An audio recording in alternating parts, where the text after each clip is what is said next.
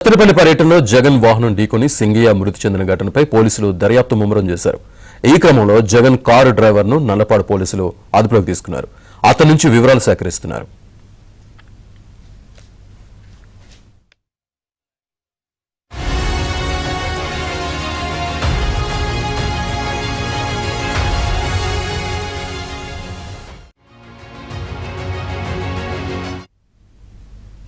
ప్రమాదం జరిగిన సమయంలో వాహనం కింద వ్యక్తి పడినట్లు గుర్తించారా?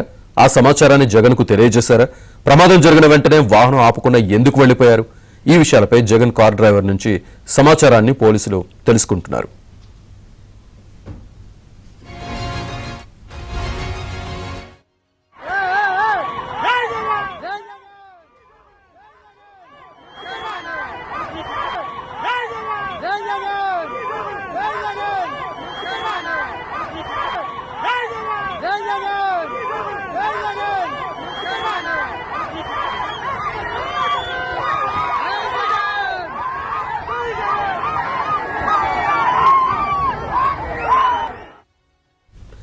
మరోవైపు జగన్ పర్యటనకు సంబంధించి వీడియోను పోలీసులు క్షుణ్ణంగా పరిశీలిస్తున్నారు.